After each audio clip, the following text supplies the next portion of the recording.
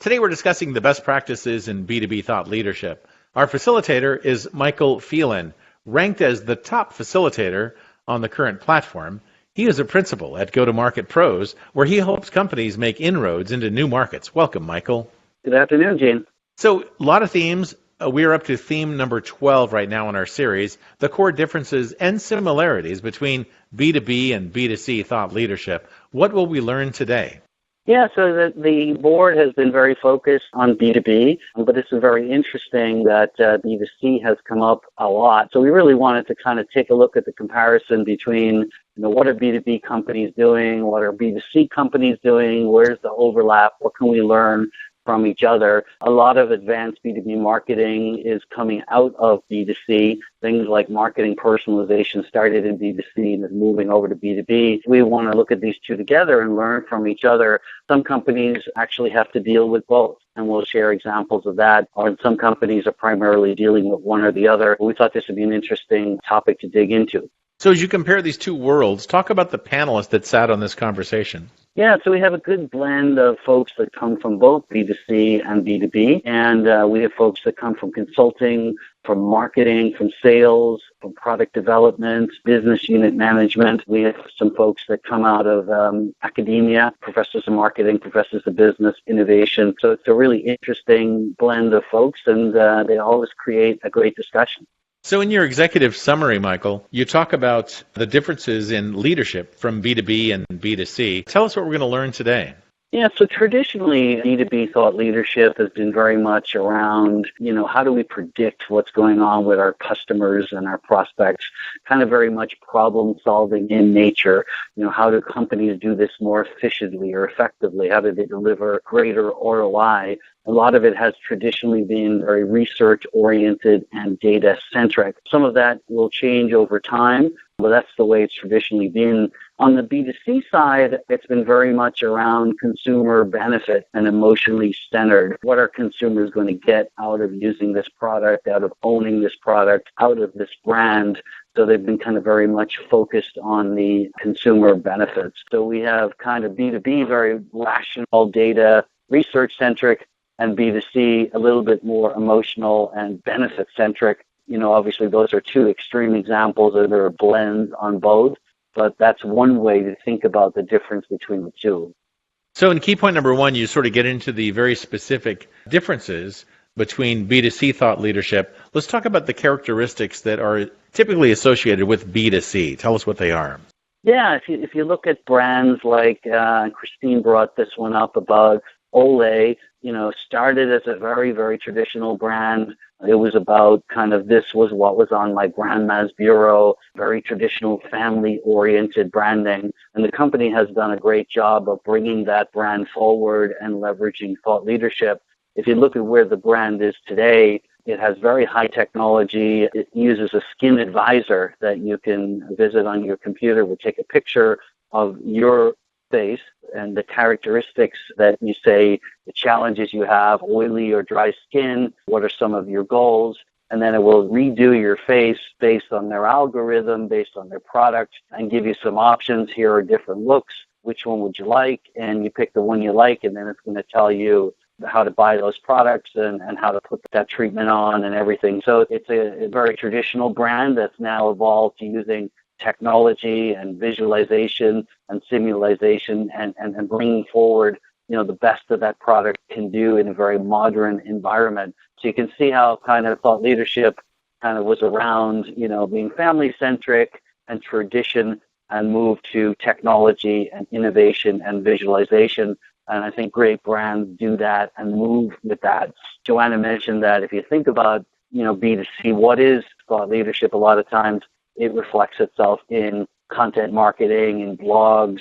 It reflects itself in the company's website. It reflects itself in its tweet and its voice, its brand, its view on the world. The people kind of derive thought leadership and derive what that brand's about and how it's going to enhance and change the world by looking at all of these different marketing assets. And hopefully it comes together into one coherent story. So while people don't think there's thought leadership around B2C, there really is. And when you peel the onion back, you can kind of really look at that in more depth. Mm-hmm. Let's talk about the similarities. And key point number 2. Yeah, so there's a couple of, and Gary brought up this, there's a couple of key things in terms of similarities. So both good B2B and B2C thought leadership really revolve around a very good understanding of the market, a very clear understanding of the customers you're serving, what the market is, who are the competitors, what are the problems you're going after, and providing a solution. And it can be as simple as treating oily skin, or it could be as complex as, a very innovative solar panel that's housing or providing power to a housing estate of forms. So it can be different challenges, but the unique thing is it really is looking at those customers, predicting forward, offering innovative solutions. And GE is one company that was mentioned that has a direct to, they sell refrigerators and they sell lots of appliances directly to homeowners, typically through large distribution. But they also have, very sophisticated B2B solutions. So a company like GE are really combining both. When you look at GE's website, you can see that there's elements of what would appeal to a consumer and elements of what would appeal to a business. And they're really kind of working to combine them together to say, we're changing the world in how businesses use our product, or we're changing the world in how consumers use our product as well. And a key point number 3, you talk about the characteristics of B2B thought leadership. Let's go over those. Absolutely. We've talked a little bit about being more rational. B2B thought leadership can be definitely more technical. A lot of B2B leaders issue technical white papers, really get into processes and analyzing problems and quantifying issues, and really kind of maybe even doing experiments and research. And really the objective is to inform. The objective is to have a new look at something, a deeper look at something, to take something that's incredibly complex and explain it in a simple way so people can get it. Oh, I see what the problem here is. I see how this is evolving. I see how this can get better. So it's a combination of deep analysis, but also the ability to communicate effectively in the ways that people can really understand, and not just technical folks, but business folks as well. The other side of it is all about ROI and numbers and metrics, that it really kind of breaks things down, whether it be a process, its time, its cost, labor, materials. Here's the old process versus the new process.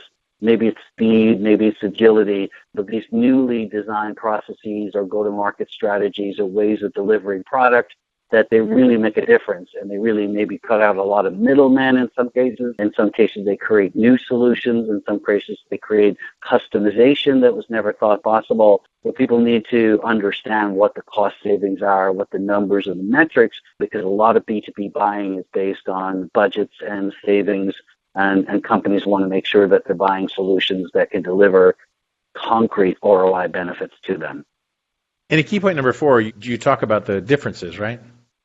Yes, as you look at both B2C and B2B, the language tends to be very different. So when B2B companies talk to their audience, it's very business-like language. It's about metrics and ROI and process reinvention. A lot of times when B2C companies talk to their customers, it's around the benefits, and it's around how you will look and how you will feel. And it's very, very different if you think about that. The other part of it is who delivers the message. In the B2B environment, it's oftentimes the executives of that particular company. In B2C, it can be the executives. You see sometimes Howard Schultz with Starbucks being the front, but a lot of times it's hired professional actors. Sometimes it's celebrities. And with the rise of influencer marketing like Kardashian and other entities like that, they're leveraging people with large following to deliver credible messages. So it's very different who delivers it. The visibility of the leadership in B2C can be quite low. A lot of times people don't know who heads up Mars Corporation or who heads up a particular brand within Mars Corporation. But if you look at companies like Cisco or LinkedIn, everybody knows who these leaders are. They're very visible. They're at every convention. They're speaking. They're packaged up. And they have a lot of assets that revolve around them. So visibility and credibility are very, very different. And the other thing is when you go into different channels, there's different expectations. When you're in a B2B channel, if you're part of IBM's B2B channel strategy and ecosystem, companies come together to talk about combining solutions. They partner up with other companies. You think about Marketo as a marketing automation platform. It has many, many partners, and those partners come together to deliver customized, integrated solutions. So those executives have to be integrated with their partners. They have to be integrated into the solution. The thought leadership needs to come together. On the consumer side, you don't really see that as much, and it's not as complex. The products are not as complex.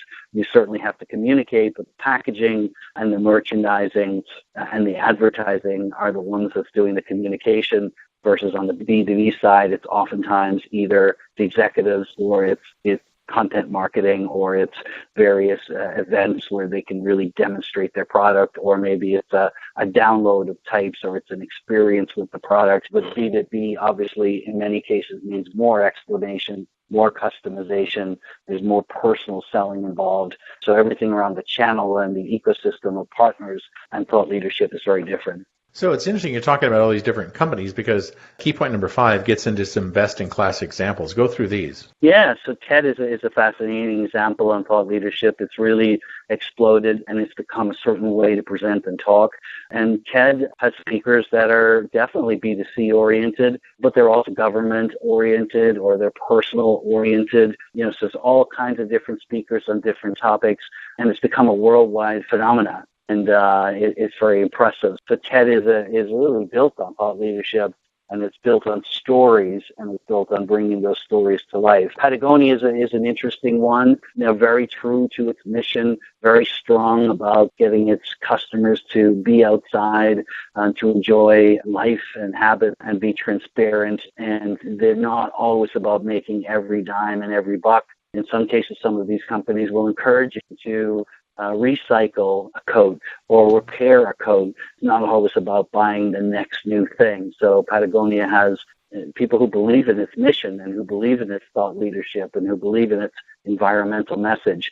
And finally, IBM really does a great job of bringing together thought leaders and influencers, of reducing their branding and their need to push and promote different products. Many of their thought leadership websites, will look at game-changing technology. It may be technology IBM's working on. It may be something they want to think about. It may be something that their audience is interested in.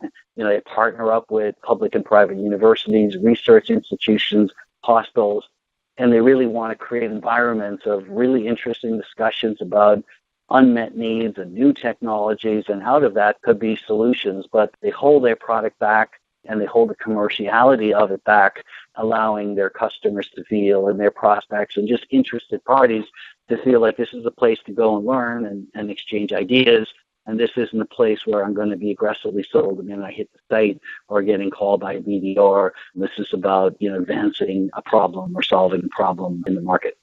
Well, you've really packed a lot of information into this deck today, so thank you very much. Tell us about these 3 top experts that contributed on this conversation. Yeah, Christine and Himanshu and Laureen have been on many different panels with me. They're real believers in the value of thought leadership. They have experience on the B2C and the B2B side. They come at it from slightly different perspectives, but they've all contributed enormously to this panel. And what can we expect in theme number 13? Where are we going next? So as companies kind of wrap up 2018, we're going to be thinking about what's next for 2019. So we're going to be packaging up what's the best advice for folks to think about as they either start a new thought leadership program, as they try and elevate it or interconnect it with influencer marketing, or as they try to leverage their B2B and B2C thought leadership into a program that connects and makes sense. Whatever their strategy is, what is the advice of the board, and how do you get started, and what you should focus on. So that will be the next theme. Great information you share with us today. Thank you so much. Michael Phelan, ranked as the top facilitator on the Currnt platform.